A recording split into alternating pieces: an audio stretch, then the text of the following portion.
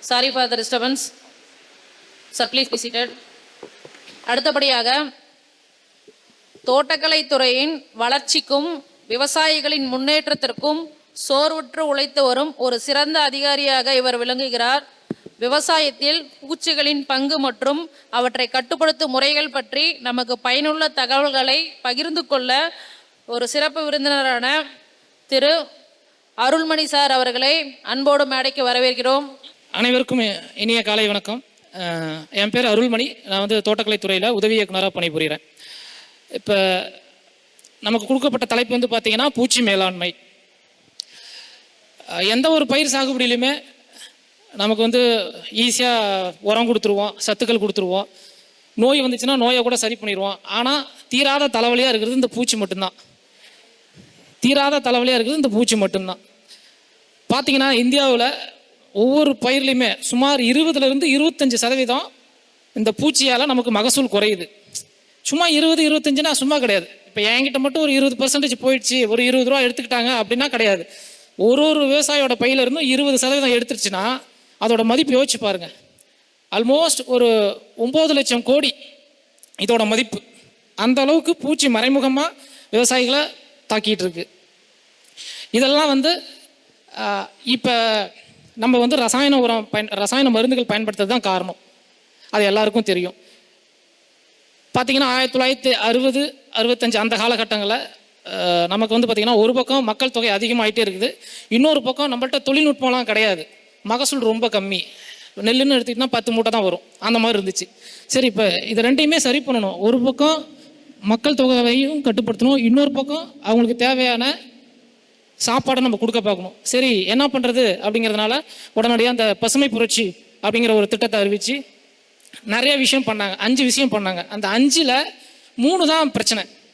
என்னன்னா, ஒன்று ரசாயன உரம், இன்னொன்று களைக்கொல்லி, இன்னொன்று பூச்சி மருந்து.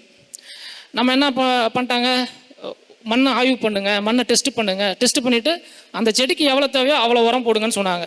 ஆனால் நம்ம என்ன பண்ணிட்டோம், நேரடியாக போவோம், ஒரு மூட்டை யூரியா கொடு அப்படின்னு போட்டுருவோம். இதெல்லாம் கூட பரவாயில்ல, பக்கத்து காட்டுக்காரன் பார்ப்போம், இவன் ஒரு மூட்டை போட்டிருக்கானா, சரி நம்ம உடனே போய் 2 மூட்டை வாங்கி போடுவோம். இதே பிரச்சனை தான். அதேமாரி இப்போ இங்கே ஒரு விவசாயி இருப்பார், பூச்சி மருந்து அடிப்பார்.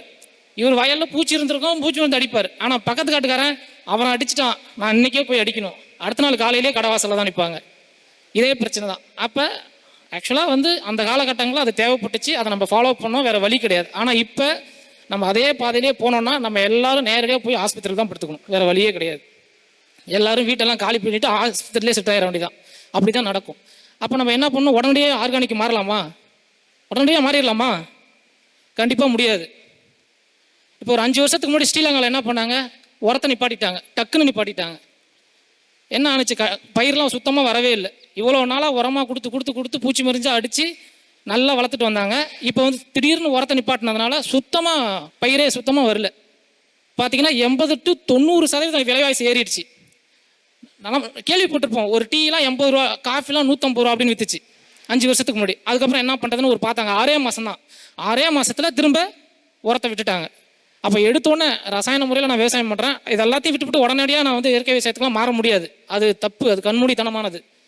அதை முதல்ல மைண்ட்லேருந்து எடுத்துருங்க. ஆனால் கண்டிப்பாக இயற்கை விவசாயம் பண்ணணும், வேறு வழி கிடையாது. ஏன்னா நம்ம போக வேண்டிய பாதை இந்த பாதை மட்டும்தான், மாற்று கருத்தே கிடையாது இதில். ஆனால் ஒருங்கிணைந்த முறையில் சாகுபடி பண்ணணும், அதுதான் ரொம்ப அவசியம். வெறும் இயற்கை இடுபொருளை மட்டும் பயன்படுத்தாதீங்க, விவசாயிகளை பயன்படுத்த சொல்லாதீங்க. அப்படி சொன்னீங்க அப்படின்னா உங்கள் மேலே உள்ள நம்பிக்கை படிப்படியாக குறைஞ்சிரும். ஒருங்கிணைந்த முறை அப்படின்னு சொல்லி போவாங்க, நிறைய வழிமுறைகள் இருக்குது. அதை நம்ம ஒன்று ஒன்றா நான் பின்னாடி சொல்கிறேன். இப்போ பூச்சி அப்படின்னா, இப்போ எலிலாம் இருக்குது, அது வந்து பூச்சியா? யாராவது சொல்லுங்க, எலி பூச்சியா? இல்லை. கரையான் பூச்சி தான். நூற்புழு பூச்சி கிடையாது. பூச்சி அப்படிங்கிறது இப்போ பாருங்கள், மனுஷனா தலை இருக்குது, வயிறு இருக்குது, கால் இருக்குது, நான் இப்படி தான் இருப்பேன். இதே என் தலை இந்த எல்இடி சைஸுக்கு இருந்துச்சுன்னா என்னை மனுஷனை ஏற்றுக்குவீங்களா? ஏற்றுக்கவே மாட்டீங்க. பூச்சி அதுக்குன்னு ஒரு தலைப்பகுதி இருக்கும், அதுக்குன்னு ஒரு மார்பு பகுதி இருக்கும், அதுக்குன்னு ஒரு வயிறு பகுதி இருக்கும். இதாச்சுங்களா? அப்புறம் 3 ஜோடி கால் இருக்கணும், 2 ஜோடி ரெக்கை இருக்கணும். இதுதான் பூச்சி. இந்த பூச்சியில் நல்லது செய்கிற பூச்சியும் இருக்குது, கெட்டது செய்கிற பூச்சியும் இருக்குது. எப்பயுமே வந்து பார்த்தீங்கன்னு வச்சுங்க, நல்லவன் கொஞ்சம் ரொம்ப சாஃப்டாக தான் இருப்பான். நீங்கள் கெட்டவனா நீங்கள் என்ன வேணாலும் பண்ணலாம், அவன் வந்து ரொம்ப போல்டாக இருப்பாப்புல. ஆனால் நல்லவங்க அப்படி கிடையாது. ஏதாவது ஒன்று சொல்லிட்டோம்னா பொசுக்குன்னு கண்ணி தண்ணி வந்துடும். அந்த மாதிரி தான் இந்த நல்லது செய்கிற பூச்சிகளும். நீங்கள் சும்மா லைட்டாக மருந்து அடிச்சிட்டிங்கனாவே சுத்தமாக முடிஞ்சிடும், அவ்வளோதான். திரும்ப உங்கள் காட்டுக்கே நல்லது செய்கிற பூச்சை பார்க்கவே முடியாது. இப்போ நம்ம பார்க்க போகிற தலைப்புகள் இதுதான், சரிங்களா? பூச்சி என்னன்னு சொல்லிட்டேன். இதில் நன்மை செய்கிற பூச்சி எது, கெட்டது செய்கிற பூச்சி எது, இதை பார்க்க போகிறோம்.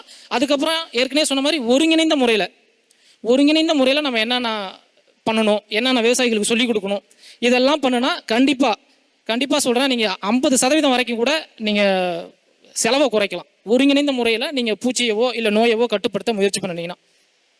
Sir next slide. அடுத்து ஃபஸ்ட்டு நன்மை செய்கிற பூச்சியில் நம்ம பார்க்க வேண்டியது ஆள் இவர் தான், பொறி வண்டு. இதேமாரி ஒரு பயிரில் ஒரு வண்டு வந்திருக்கும். எந்த பயிரில் யாராவது சொல்லுங்கள் பார்ப்போம். கத்திரி பயிரில் நமக்கு இந்த வண்டை பார்த்துருக்கலாம். யாராவது பார்த்ததுண்டா? இதே மாதிரியான வண்டு கத்திரி பயிரில் இருக்கும். அது கூடவே ஒரு மஞ்சள் கலரில் முட்டை மாதிரி ஒன்று இருக்கும், முள்ளாக இருக்கும். இந்த பூச்சி என்ன பண்ணும், சுரண்டி சாப்பிடும் கத்திரி பயிரில். அது வந்து தீமை செய்யக்கூடிய பயிர். ஆனால் இந்த பொறி வண்டு அப்படிங்கிறது நன்மை செய்யக்கூடியது.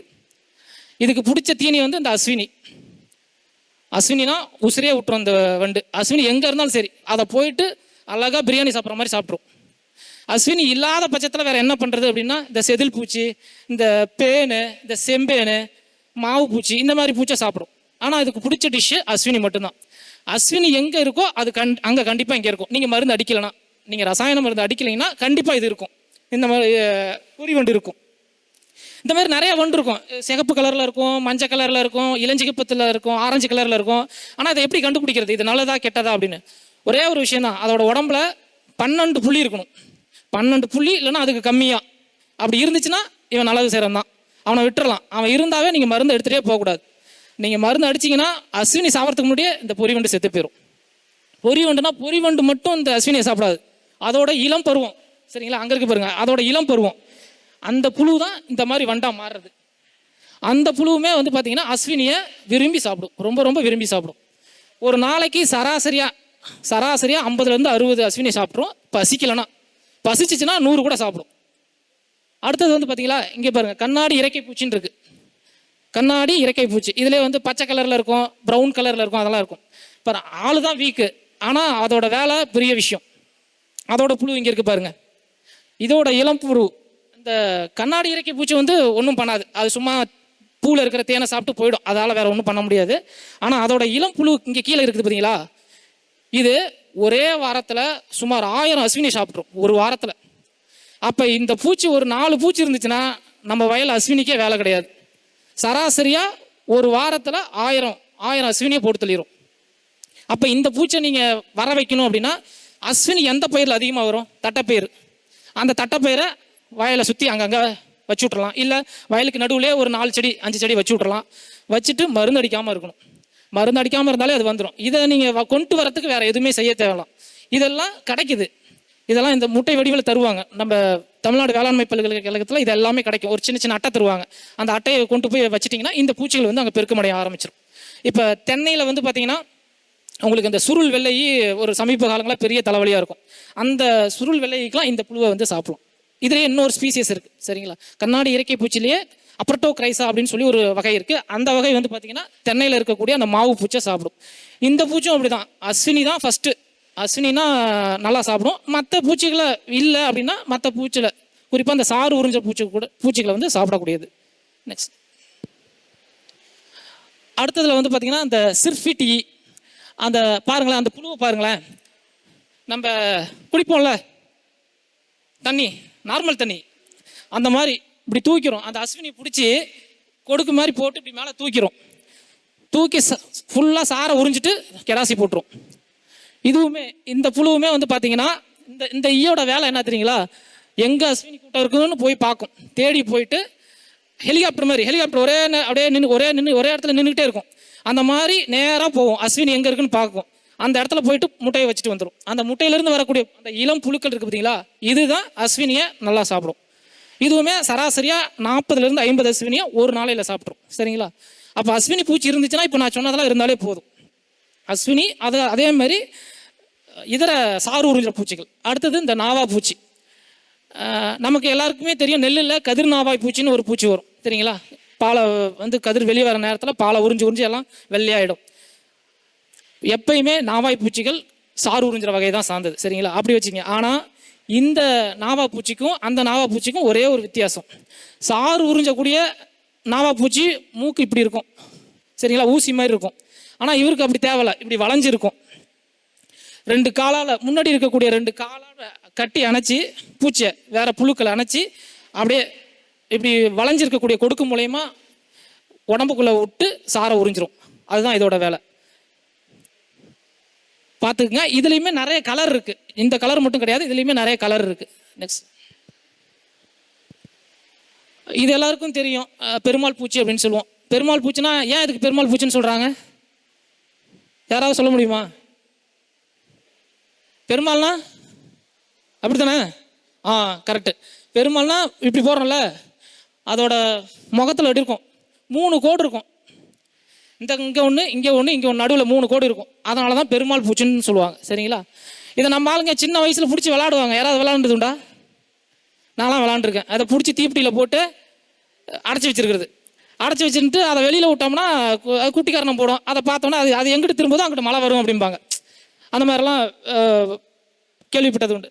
இதோட முன்னங்கால்களை பாருங்கள், கொஞ்சம் அப்படி மேலே தூக்கிட்டே இருக்கும். எப்பயுமே கொஞ்சம் பணிவாக இருக்கிற மாதிரி கையை கூப்பிட்டே இருக்கிற மாதிரி இருக்கும். ஆனால் அவ்வளோ நல்லவரெலாம் கிடையாது. இந்த பூச்சியில் என்ன பிரச்சனைனா, வயலுக்குள்ளே போணுச்சுன்னா நல்லவன் கெட்டவன் எவனையும் பார்க்காது. கெட்ட பூச்சியையும் சாப்பிடும், நல்ல பூச்சியையும் சாப்பிடும், 2யுமே சாப்பிடும். போயிட்டே இருக்குது. எவருக்கும் அவனை சாப்பிட்டு போயிட்டே இருப்பேன். ஊசி தட்டான். அப்புறம் சிலந்தியை பொறுத்த வரைக்கும் எல்லாருக்கும் தெரியும். வலை பின்னுற சிலந்தி இருக்குது, வலை பின்னாத சிலந்தி இருக்குது. 2 வகை இருக்குது, சரிங்களா?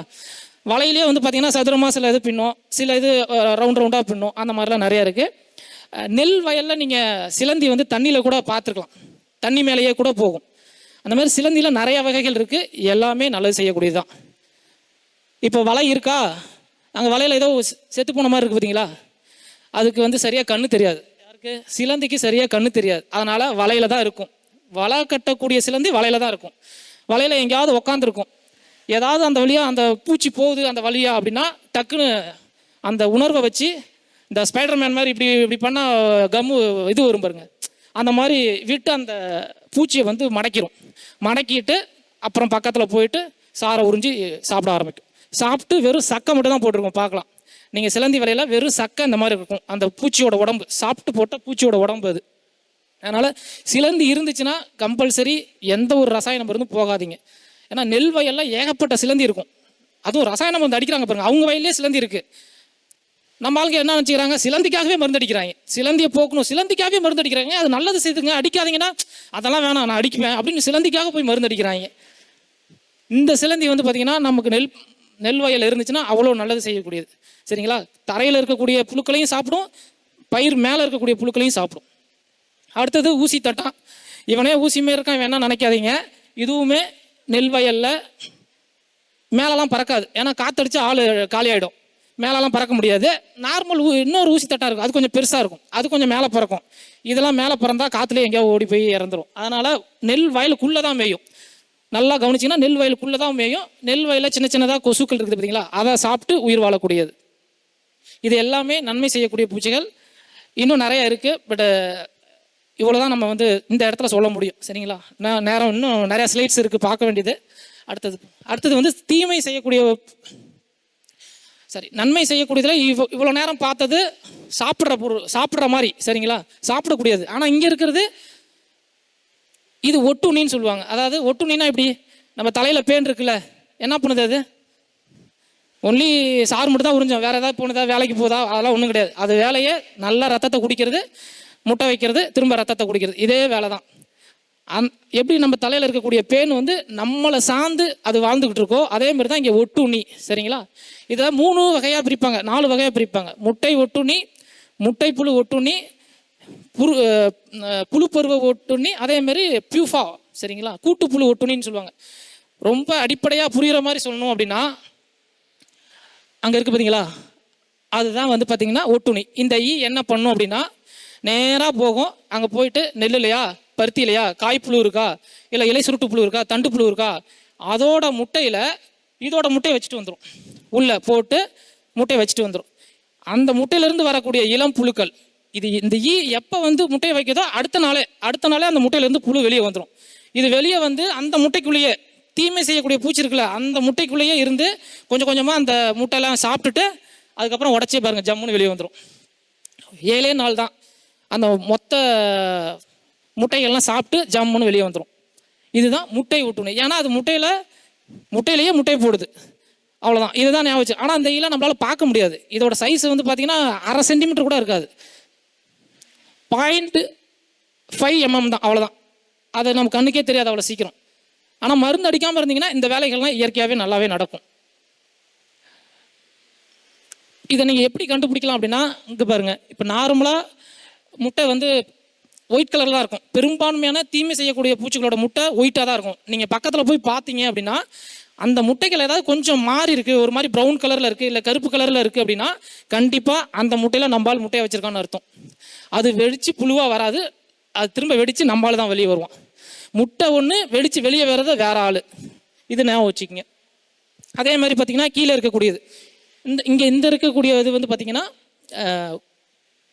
முட்டை புழு பருவம் அப்படிம்பாங்க. அதாவது இந்த ஈ போயிட்டு குளவி போயிட்டு முட்டையை வச்சிரும். சரிங்களா? ஒரு தீமை செய்யக்கூடிய பூச்சியோட முட்டையை வச்சுட்டு வந்துடும். ஆனால் அந்த முட்டை பொறிக்காது. தீமை செய்யக்கூடிய பூச்சி இருக்கு பார்த்தீங்களா, அதோட முட்டை பொறிச்சிரும். இப்போ உதாரணத்துக்கு இலை சுருட்டு புழுன்னு வச்சுங்க. இலை சுருட்டோட புழு வெடிச்சிரும், வந்துடும், இலை சுருட்டு புழுவே வந்துடும். அப்போ வேற ஒரு புழுவோட வயிற்றுல அந்த முட்டை இருக்கும். தீமை செய்யக்கூடிய பூச்சி இருக்கு பார்த்தீங்களா, அதோட வயிற்றுல இருக்கும் அந்த முட்டை. அதுக்கப்புறம் தான் திரும்ப உள்ளே இருக்கக்கூடிய முட்டை வெடித்து கொஞ்சம் கொஞ்சமாக அதை சாப்பிடும். உள்ளே இருந்துகிட்டே சாப்பிடும். தெரியாது அந்த பூச்சிக்கு என்னடா வயிறுலாம் கலக்குதுன்னு தான் தெரியாது. ஆனால் ஒரு 4-5 நாளில் மொத்தத்தையும் சாப்பிட்ரும். அந்த புழுவையே சாப்பிட்டு வெளியே வரும் பொழுது திரும்ப குளவியாகவே வந்துடும். அப்போ முட்டை, இளம் புழு, கூட்டுப்புழு, ஈ, இந்த 4மே அந்த முட்டைக்குள்ளே தான் இருக்கும், அந்த புழுவுக்குள்ளே தான் இருக்கும். அதனால தான் இதை வந்து முட்டை ஒட்டுண்ணி புழுன்னு சொல்கிறோம். சரிங்களா? புழு, முட்டை, ஒட்டுண்ணி பருவம், இது எல்லாமே நன்மை செய்யக்கூடிய பூச்சிகள். இதில் 2 வகை பார்த்தோம். ஒன்று இறைவிலிங்கியல், இன்னொன்று ஒட்டுண்ணி. இந்த ஒட்டுண்ணிலாம் கிடைக்குது. இந்த ஒட்டுண்ணிலாம் நம்மளோட அரசாங்கத்தில் கிடைக்குது, தமிழ்நாடு வேளாண்மை பல்கலைக்கழகத்தில் கிடைக்குது. என்ன பண்ணுவாங்க அப்படின்னா, இப்போ நான் ஏற்கனவே பார்த்தீங்களா குளவி, அந்த குளவியை ஒரு தீமை செய்யக்கூடிய அந்த ரைஸ் மாத் அப்படின்னு சொல்லுவாங்க, கார்சைரா அப்படின்னு சொல்லுவாங்க, அந்த முட்டை போட வச்சுட்டு அந்த முட்டையை எடுத்து ஒரு அட்டையில் ஒட்டிடுவாங்க. இவ்வளோதான் இருக்கும், நம்ம கை ஒசரம் தான் இருக்கும் ஒரு அட்டை. அந்த அட்டையை உங்களுக்கு கொடுப்பாங்க. அதை நீங்கள் எடுத்துகிட்டு போயிட்டு 2 நாளில் வயலில் வச்சிடணும். வச்சிட்டிங்க அப்படின்னா அதுலேருந்து வரக்கூடிய அந்த நல்லது செய்யக்கூடிய குளவி வந்து நம்ம வயலில் அது வேலையை ஆரம்பிச்சிடும். இதெல்லாம் கிடைக்குது, அதை ஆனால் வாங்கி பயன்படுத்தணும். தீமை செய்யக்கூடிய பூச்சிகள் உங்களுக்கு தெரியும், பேன் இருக்கும், செம்பேன் இருக்கும். அந்த கடைசியில் இருக்கிறது என்னன்னு சொல்ல முடியுமா யாராவது? அந்த மூளையில் இருக்கக்கூடியது இது சிலந்தி பேனு, இது நார்மலாக இலைப்பேனுன்னு சொல்லக்கூடியது. இது அஸ்வினி, உங்களுக்கு தெரியும். இதெல்லாம் வந்து வெள்ளை ஈக்கள், தத்துப்பூச்சி, சுருள் வெள்ளையி, அது வந்து நாவாப்பூச்சி. கடைசியில் இருக்கிறது கதிர் நாவாய் பூச்சி, நெல்லில் வரக்கூடியது. அந்த மேலே இருக்கிறது வந்து பார்த்தீங்கன்னா அதுவும் ஒரு நாவாப்பூச்சி தான். பாக்கு சாகுபடி பண்ணுறவங்க யாராவது இருக்கீங்களா? பாக்கில் அந்த பிரச்சனை வரும். பாக்கில் குருத்து இலையில இது வந்து சாரை உறிஞ்சிட்டு ஒரு விதமான நச்சு பொருளை செலுத்திடும். அப்போ அந்த குருத்து இலை விழியும் போது பார்த்தீங்கன்னு வச்சுக்கலாம், கலராக இருக்கும், சம்மந்தமே இல்லாமல் கலராக இருக்கும், நடுவில் ஓட்டையாக இருக்கும். ஆனால் பூச்சியை போய் பார்த்தீங்கன்னா இருக்காது. இது ஒரு வகையான சாறு உறிஞ்சிற பூச்சி, பாக்கில் தான் பிரதானமாக வரும்.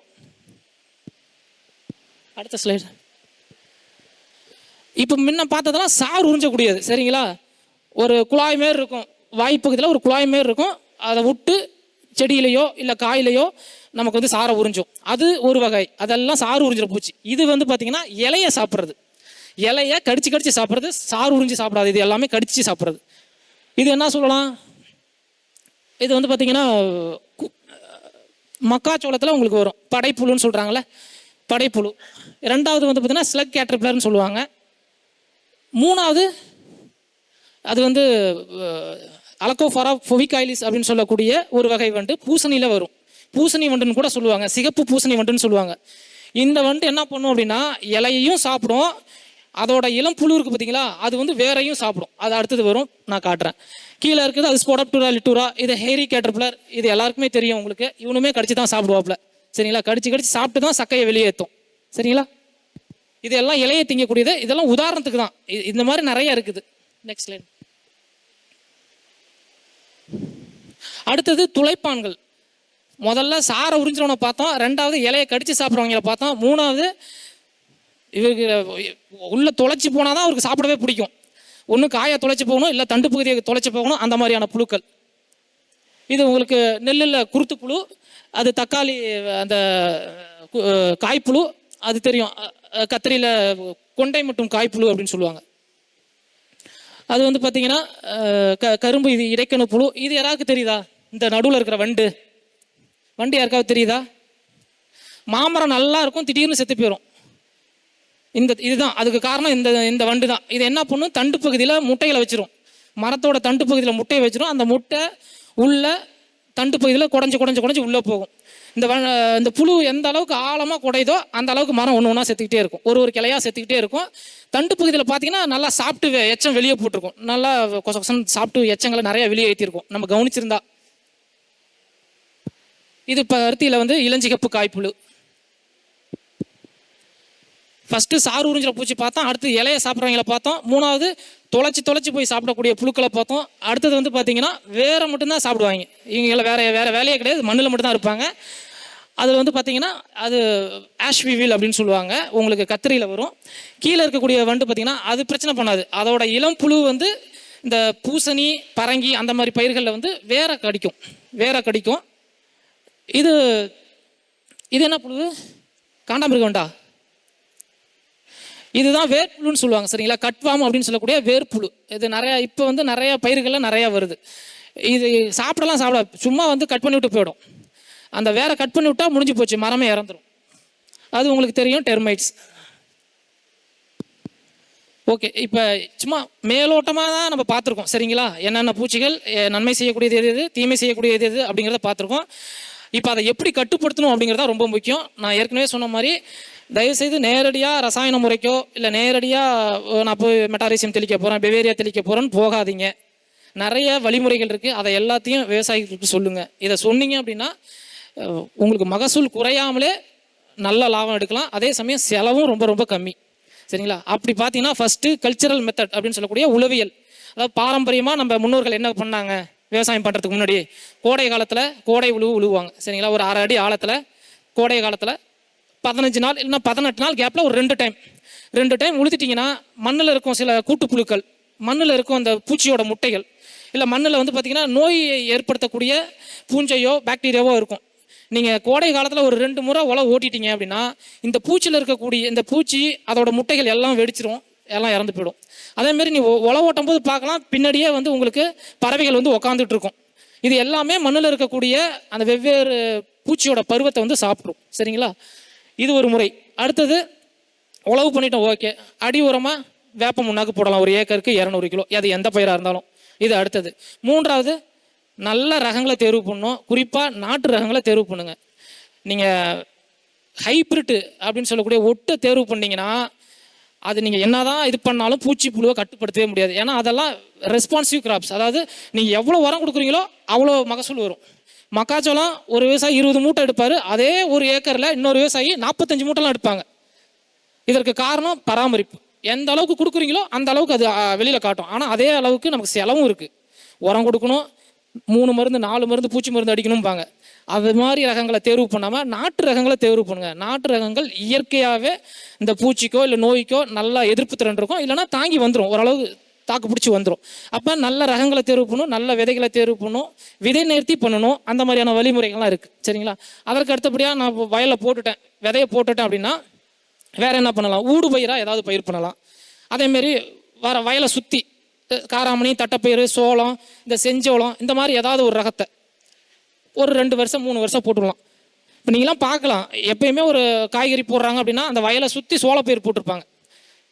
இது கேட்டால் இது மாட்டுக்கு தெளிச்சிருக்கேன்பாங்க. ஆனால் அதோட அடிப்படை பூச்சியை கட்டுப்படுத்துறதுக்கு தான். ஏன்னா பூச்சி வந்து அந்த பயிரில் உட்காந்துரும், அப்போ நம்ம பிரதான பயிர் பாதிக்கப்படாது.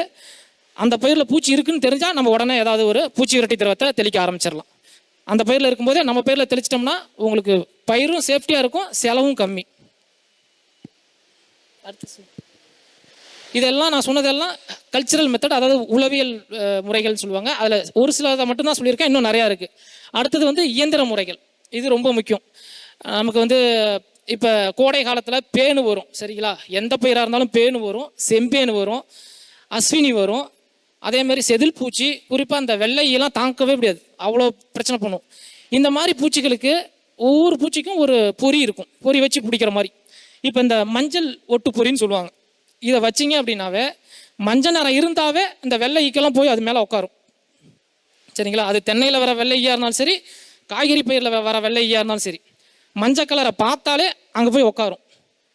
நீங்கள் நம்பிக்கை இல்லைன்னா ஒரு நல்லா மஞ்சள் சட்டையை ஒன்று போட்டுக்குங்க, போட்டுக்கிட்டு வெள்ளை ஈ இருக்கிற வயலில் போய் நில்லுங்க, ஒரு 5 நிமிஷம் ஆடாமல் அரையாமல் 5 நிமிஷம் நின்னீங்கன்னா அப்படியே அழகாக உங்கள் மேலே வந்து உட்காரும் வெள்ளை ஈக்கள். ஏன்னா அந்த வெள்ளை ஈக்கு என்ன நினப்பு, மஞ்சளாக இருந்துச்சுனாவே அவன் ரொம்ப வீக்காக இருக்கான், அவனை போட்டு தள்ளுன்னு சொல்லிட்டு வந்து உட்காரும். இதில் வந்து உட்காந்துச்சுன்னா திரும்ப போக முடியாது, இதில் ஒட்டும் தன்மை இருக்கும். சரிங்களா? இது நீங்களே தயாரிச்சுக்கலாம். நீங்களே சிம்பிளாக ஏதாவது இப்போ ஒரு குடம் இருக்குன்னு வச்சுக்கோங்க, அந்த குடத்துக்கு வந்து மஞ்சள் பெயிண்ட் போட்டு விட்டு அதில் கிரீஸு இல்லைன்னா விளக்கெண்ணெய் தடவி விட்டு வயலில் அங்கங்கே வச்சுட்டிங்கன்னு வச்சுக்கோங்க, ஒரு 4 நாள் வச்சுருந்து பாருங்கள். அதுக்கப்புறம் அதில் எவ்வளோ பூச்சி இருக்குது உங்களால் எண்ணவே முடியாது, அவ்வளோ பூச்சி இருக்கும். இந்த பூச்சியில், இந்த அட்டையில் நம்ம மெயினாக பார்க்க வேண்டியது வெள்ளை. சரிங்களா? வெள்ளை அதுவாக வந்து உட்காந்து செத்து போயிடும். ஆனால் மற்ற பூச்சிகள் இருக்குது பார்த்தீங்களா, இந்த தத்து பூச்சி, சின்ன சின்ன கொசு வகை, இதெல்லாம் என்ன பண்ணும், காற்றுல அப்படியே பறந்துக்கிட்டு வரும். அதெல்லாம் பறக்க முடியாது, காற்றை மீறி பறக்க முடியாது. இப்படி காற்றோட பறந்துட்டு வரும்போது இதில் காற்று பட்டுச்சுன்னு வச்சுங்களேன், இதில் பட்டு இறந்துடும். அப்போ ஒருத்தரை ஈஸியாக கொண்டு வந்து நம்ம சாகடிக்கிறோம். இன்னொன்று அந்த வழியாக போகிறோனையும் பிடிச்சி நம்ம சாவடிச்சிடும். இது ரொம்ப நல்லது. ஒரு ஏக்கருக்கு ஒரு 7-8 அப்படின்னு வாங்கி வச்சுட்டா இந்த வெள்ளை ஈக்கள், தத்து பூச்சிலாம் நல்லாவே கண்ட்ரோல் பண்ணலாம். இதே மாதிரி நீல வண்ண ஒட்டுப்பொறின்னு இருக்குது. சரிங்களா? நீல வண்ண ஒட்டுப்பொறி இது வந்து எல்லோ ஸ்டிக்கி ட்ராப்பு, அது வந்து ப்ளூ ஸ்டிக்கி ட்ராப்புன்னு சொல்லுவாங்க. இந்த இலைப்பேன் இருக்குங்களே, அந்த பேனுக்கு இந்த ப்ளூ கலர் வச்சிங்கன்னா அதுக்கு பிடிக்கும், அது வந்து உட்காரும். அது இயற்கையாகவே வந்து அந்த ப்ளூ கலரை பார்த்துட்டு வந்து உட்காரும், ப்ளூ ஸ்டிக்கி ட்ராப். சரிங்களா? அப்புறம் கீழே இருக்கிறது பாருங்கள், இனக்கவர்ச்சி பொறி. சரிங்களா? இதெல்லாம் இப்போ எல்லாத்துக்குமே இருக்குது. இப்போ நீங்கள் நெல்லில் இலை சுருட்டு புழுவாக இருக்கட்டும், நெல்லில் குருத்து புழுவாக இருக்கட்டும், இல்லை காண்டாமிருக வண்டாக இருக்கட்டும், இல்லை ஏதோ என்ன சொல்கிறீங்களோ, பெரும்பான்மையான பூச்சிகளுக்கு இந்த இனக்கவர்ச்சி பொறி இருக்குது. இதோட வேலை என்ன, வயலில் 2 இடத்துல 3 இடத்துல வச்சிட்டிங்கன்னா ஆண் வந்து பூச்சிகள் வரும். இங்கே அங்கே தான் பெண், இங்கே பெண்ணி. இதில் ஒரு மாத்திரை மாதிரி வச்சுருப்பாங்க. சரிங்களா? இதில் ஒரு மாத்திரை மாதிரி இருக்கும். அந்த மாத்திரையிலேருந்து வரக்கூடிய ஸ்மெல் வந்து இங்கே பெண் பூச்சி இருக்கிற மாதிரி காட்டும். அப்போ ஆண் பூச்சிகள்லாம் ஒரு பக்கமாக இருந்து வந்து இதில் வந்து உளுந்து இறந்துரும். அப்போ ஆண் பூச்சிகள் எல்லாம் செத்து போச்சுன்னா பெண் பூச்சிகள் தனியாக இருந்து இனப்பெருக்கம் பண்ண முடியாது, அப்படியே செத்து போயிடும்.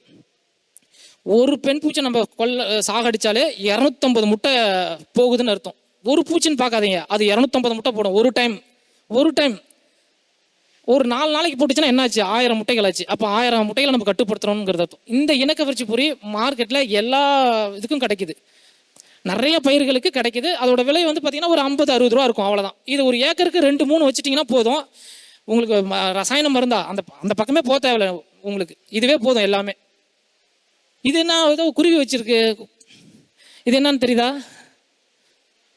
இது பேர்ட் பர்ச்சஸ்ன்னு சொல்லுவாங்க. சரிங்களா? இப்போ நான் கத்திரியோ தக்காளியோ சாகுபடி பண்ணுறேன். ஒரு சில புழுக்கள் வந்து தொலைச்சி கொண்டைக்குள்ளே போயிடும், ஒரு சில புழு மேலாலேயே மேயும். தெரியுங்களா? மேலால் மேற பூச்சிகளுக்கெல்லாம் இது போதும். அங்கங்கே வயலில் கவட்டை குச்சி நட்டு வச்சிட்டிங்கன்னா போதும். இந்த புழு ஏதாவது ஒரு பறவை வந்து உக்காந்து பயிரில் மேலால் மேயக்கூடிய புழுவை வந்து சாப்பிட்டு எடுத்துகிட்டு போயிடும், வந்து கொத்தி எடுத்துகிட்டு போயிடும். செலவே இல்லாமல் நம்ம ஈஸியாக பராமரிக்கலாம். ஆனால் கொஞ்சம் பெரிய புழுவாக இருக்கணும், ஏன்னா அதுக்கு அந்த அளவுக்கு பார்வை வராது. கொஞ்சம் நல்லா பெரிய புழுவாக இருந்துச்சுன்னா ஈஸியாக கொத்தி சாப்பிட்டு போயிடும். இது அங்கங்கே வைக்கலாம். இல்லை இன்னும் ஏதாவது பண்ணணும் அப்படின்னா கவட்டை குச்சிலேயே லைட்டாக கொஞ்சம் வைக்கலை சுற்றிடுங்க. வைக்கலை சுற்றிட்டிங்கன்னா கொஞ்சம் நல்லா இன்னும் ஜம்முன்னு இருக்கும், பெட்டு மாதிரி இருக்கும். நல்லா உட்காந்துட்டு பொறுமையாக வாட்ச் பண்ணி எங்கே புழு இருக்கோ அதை சாப்பிட்டு போகும். இது பேர்ட் பர்ச்சஸ். இதுக்கெல்லாம் செலவே கிடையாது, ஆனால் இதெல்லாம் பயன்படுத்தணும், கொஞ்சம் வேலை மெனக்கிடணும், அவ்வளோதான். மற்றபடிலாம் ஒன்றுமே கிடையாது இதில். ஆனால் அடுத்தது ஓகே, இவ்வளோ நேரம் பார்த்தது இயற்பியல் முறையில், அதாவது கல்ச்சரல் மெத்தடு, இயந்திர மெத்தடெலாம் பார்த்தோம். அடுத்தபடியாக நம்ம உயிரியல் மெத்தட். இப்போ சார் ஏற்கனவே சொல்லிட்டாங்க எல்லா விஷயத்தையும். சாறு உறிஞ்சிற பூச்சிகளுக்கு, அது பேனாக இருக்கலாம், செம்பேனாக இருக்கலாம், செதில் பூச்சாக இருக்கலாம், நாவாய் பூச்சாக இருக்கலாம், வெள்ளை ஈக்கலாக இருக்கலாம், இது எல்லா வகைகளுக்குமே உங்களுக்கு வெர்டிசீலியம் லக்கானி போதுமானது. ஆனால் தெளிக்கிறது ரொம்ப முக்கியம், கரெக்டாக தெளிக்கணும். காலையில் போய் தெளிக்கிறது, மதிய நேரத்தில் தெளிக்கிறதுலாம் கூடாது. குறைந்தபட்சம் மாலை நேரத்தில் தான் தெளிக்கணும். தெளித்தாதான் அது வளர்கிறதுக்கான ஒரு சூழ்நிலை இருக்கும். ஏன்னா ஒரு குறிப்பிட்ட வெப்பநிலை, ஒரு குறிப்பிட்ட அந்த காற்று ஈரப்பதம் இதெல்லாம் இருந்தால் மட்டும்தான் அது வேகமாக வளரும். அதுக்கு சரியான டைம் கொடுத்தீங்கன்னா 3 நாளில் வளர்ந்து அந்த பூச்சியை சாவடிச்சிடும். இப்போ நமக்கு வந்து சொறி வருது பார்த்தீங்களா, சொறி படை அந்த மாதிரி நோய் வருது பார்த்தீங்களா, அந்த மாதிரி இது போய் பூச்சி மேலே அதோட தலைப்பகுதியில், கழுத்து பகுதியில் எல்லா பகுதியும் வளர்ந்து 3 நாளில் சாவடிச்சிடும். இது வெர்டிசீலியம் லக்கானி. அதேமாரி தான் உங்களுக்கு மெட்டாரைசியம். ஆனால் மெட்டாரைசியம் மண்ணில் இருக்கக்கூடிய பொருட்களுக்கு தான் மேஜராக செயல்படும். மண்ணில் வேர்ப்புழுவாக இருக்கலாம், இல்லை வண்டுகளாக இருக்கலாம், இல்லை கரையானாக இருக்கலாம். இந்த மாதிரியான பூச்சிகளை கட்டுப்படுத்துறதுக்கு நீங்கள் மெட்டாரைசியம் பயன்படுத்தணும். அதே மாதிரி வேப்ப எண்ணெய், சரிங்களா? வேம்பும் விவசாயமும் ஒன்றா இருந்தது அந்த காலகட்டத்தில். ஆனால் இப்போ நம்ம ஒரு வேப்ப எண்ணெயை வாங்கி தெளிக்கிறதுக்கே யோசிக்கிறோம், சரிங்களா? வேப்ப எண்ணெயை தெளிச்சிங்கன்னா மொதல் விஷயம் வந்து அங்கே முட்டை போடுறதுக்கு வரும் பார்த்தீங்களா பூச்சி, என்னடா இது ஒரே நாத்தம் அடிக்குது, இதில் என் முட்டையை வச்சு என் பிள்ளைங்க எப்படி இதை போய் சாப்பிடும் அப்படின்னு நினச்சிட்டு முட்டையே போடாது. ஒன்று. ரெண்டாவது, ஏற்கனவே முட்டை போட்டிருந்தா கூட அந்த முட்டையெல்லாம் கூ முட்டையாக மாற்றிடும் இந்த வேப்ப எண்ணெய். அப்போ முட்டையே போடல, முட்டையையும் கூ முட்டையாக ஆக்கி விட்டுருச்சு. புழு இருந்துச்சுன்னு வச்சுக்கேன், புழு உடம்பு மேலே இது பட்டுச்சு அப்படின்னா இதில் இருக்கக்கூடிய அந்த நிம்பிடின், அசாடியாக்டின் அந்த மாதிரி வேதிப்பொருள்கள் அதை வந்து சட்டையை அவுக்க விடாது. இப்போ பாம்பு தோல் உரிக்கிற மாதிரி ஒரு புழுவுமே ஒரு 3 to 5 முறை தோல் உரிக்கும். அப்போ இந்த வேப்பம் எண்ணெய் கொடுத்துட்டிங்கன்னா அது தோல் உரிக்காது, தோல் உரிக்காமலே செத்து போயிடும், வேறு வழி இல்லாமல் செத்து போயிடும். பட்டாம்பூச்சிகள் வரும், சும்மல் அடிக்குதா, சாப்பிடாது, போயிடும், அவ்வளோதான். அப்போ இதை நீங்கள் வந்து கையில் வாங்கி வச்சுக்கணும் எப்பயுமே. இதை பயன்படுத்தினாலே போதும், உங்களுக்கு செலவே கிடையாது. இப்போ உயிரியல் முறை சொல்லியிருக்கேன், கல்ச்சுரல் மெத்தட் சொல்லியிருக்கோம், அதே மாதிரி இயந்திர முறை சொல்லியிருக்கோம். இதெல்லாம் போதும். இதெல்லாம் மீறி தான் கடைசியாக தான் ரசாயன மருந்துன்னு சொன்னாங்க. ஆனால் நம்மளால் என்ன பண்ணுவாங்க, பூச்சியை பார்த்தோன்னா அடுத்த கடையில் தான் இருப்பாங்க. அதுவும் ஊரில் சில சயின்டிஸ்ட் இருப்பாங்க ஒரு கிராமத்துலேயும், அவங்கள கேட்டு தான் விவசாயிங்க வந்து மருந்து அடிப்பாங்க, சரிங்களா? அவர் போய் பார்த்துட்டு நோய் இருக்கா, சரி மோனோ 50 மில்லி கொடு. பயிர் இன்னும் 50 நாளே இருக்காது, ஆனால் மோனோ 50 மில்லி கொடுன்றுவார். அங்கே போய் பார்த்தா பூச்சியே இருக்காது, நோய் இருக்கும். அந்த மாதிரி ஊரில் சில பேர் இருப்பாங்க, அவங்க தான் அந்த சில விவசாயிகளை வந்து கையில் வச்சுக்கிட்டு மருந்து அடிக்கிறது அவங்க தான் சொல்லுவாங்க, அவங்க சொல்கிறதான் கேட்பாங்க. அந்த மாதிரிலாம் இல்லை. இப்போ நான் இவ்வளோ தூரம் சொல்லியிருக்கோம் பார்த்தீங்களா, இதெல்லாம் இருந்துச்சுனாவே ரசாயன மருந்துக்கிட்ட நீங்கள் போகவே தேவையில்லை, சரிங்களா? எத்தத்தின்னா பித்தந்தொழின்னு இருக்கக்கூடியது பெரும்பான்மை விவசாயிகள் தான். நம்ம தான் அவங்கள வழி நடத்தணும். சரி, அவங்கள தவறாக வழி நடத்தாமல் நல்முறையில் நம்ம சொல்லி கொடுத்தோம் அப்படின்னா உங்களை என்றைக்குமே நம்புவாங்க. அந்த நம்பிக்கை தான் உங்களோட பிஸ்னஸுக்கு அடித்தளம், சரிங்களா? வாய்ப்பளித்ததுக்கு நன்றி. வேறு ஏதாவது கொஸ்டின் இருந்தால் கேளுங்க.